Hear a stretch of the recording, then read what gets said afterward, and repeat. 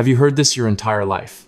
That you are too sensitive, that you need to be a little stronger, and maybe the worst one of all, the familiar sentence people say with a half smile that feels both polite and slightly mocking. Do not cry over something so small. If you have heard these words so many times that you eventually started believing something must be wrong with you, then pause for a moment and listen carefully to this. There is a very real possibility that the problem was never you. The problem is how the world misunderstands emotions. Many people grow up feeling ashamed of their own tears. You can probably remember a moment like this very clearly. A disagreement, a piece of criticism, a sentence that seemed harmless, but somehow touched the most vulnerable place inside you. And before you could control it, your throat tightened. Your eyes began to burn. The tears started falling. In that moment, the other person often looks at you as if you just did something childish. Some people even sigh and say that you are overreacting. Moments like that can make a person feel small, and over time, many people quietly teach themselves the wrong lesson that crying means weakness. But the interesting part is that psychological science tells a completely different story.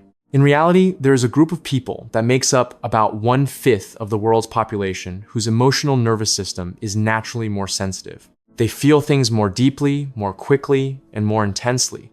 That means when the world lightly touches other people, it can echo like a loud bell inside their mind. So if you are someone who cries easily, there is a good chance you are not weak at all.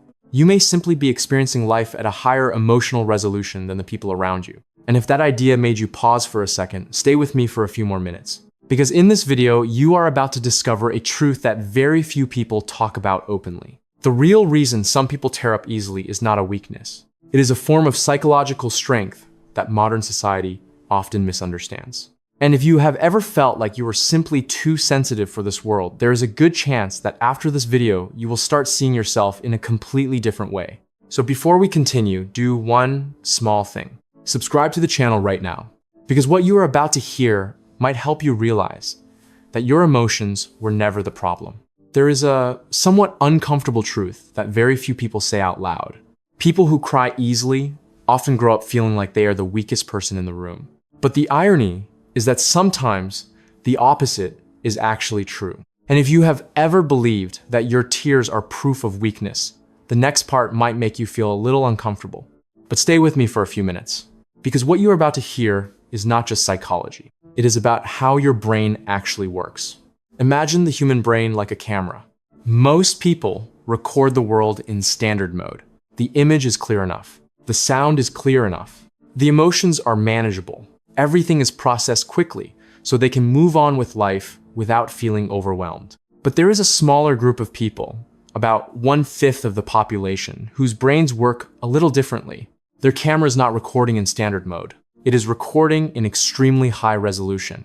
Every sound, every glance, every tiny change in someone's voice is captured in greater detail. That may sound like a wonderful ability, but it also means they have to process far more information than the people around them. This is the first reason some people cry more easily.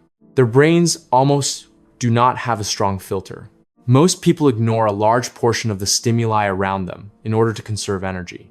The sound of the air conditioner, slightly bright lights, a tiny change in someone's facial expression. Normally, the brain filters these things out. But for sensitive people, their brain treats all of those signals as important. They hear more, they notice more, and because of that, they feel more. Sometimes this makes them exhausted, but that same mechanism also allows them to see details that others completely miss. The people who are often called too sensitive are sometimes the very ones who recognize the truth first in a room full of people. And that is only the beginning of the story. The brains of people who cry easily have another fascinating feature. Scientists call it a more active mirror neuron system. In simple terms, they do not just understand other people's emotions. They actually feel them inside their own bodies. When a friend walks into the room looking tired, most people simply notice that the person seems a bit sad. But for a sensitive person, that feeling almost transfers to them. Their chest feels heavier. Their mood shifts. They become like an emotional antenna in a world full of signals. This is why many people who cry easily feel drained after spending time around too many people. Not because they are weak, but because they are unconsciously carrying the emotions of the entire room. If you have ever left a crowded gathering feeling like you just ran an emotional marathon, you may have experienced exactly this. And if that sounds like you, try doing one small thing right now. Subscribe to the channel before continuing the video, because the next part will help you understand something important. Your emotions are not the problem. How you use them is what truly matters. But there is still a third factor that makes sensitive people react more strongly to life. Their brains process information much more deeply than others. When someone says something in a conversation, most people simply hear the surface meaning. But sensitive people's brains almost instantly begin a complex chain of analysis. They connect the words with past memories. They think about the hidden meaning behind the sentence. They predict what might happen next. All of this happens within seconds. Sometimes this makes them appear as if they are overthinking. But in reality, their brains are simply processing things more deeply. That is why many people who cry easily are also deep thinkers. They are not just reacting to what is happening. They are reacting to the full meaning behind it. And when you process the world at that depth, emotions naturally become stronger. That is not a flaw in the system. That is simply how the system is designed. But the most interesting question still remains. If sensitivity makes life more difficult, why has evolution preserved this trait for thousands of years? Why has nature not eliminated it like other traits that are not useful? The answer is surprisingly simple. Because throughout human history, sensitive people played a role that others could not replace. Think back to ancient tribal times. A group needed brave warriors, people willing to hunt, fight, and act quickly. But if an entire tribe were made only of warriors, they would quickly run into trouble. They might rush into danger without noticing warning signs. They might miss subtle changes in the weather or signs of deception from other tribes. This is where sensitive people became essential. They were the observers, the ones who noticed small details before they became disasters, the ones who sensed tension in the air before conflict began. In other words, while others were warriors, sensitive people were the radar system of the entire community. And radar can become very tired, but you would never want to walk into a storm without one.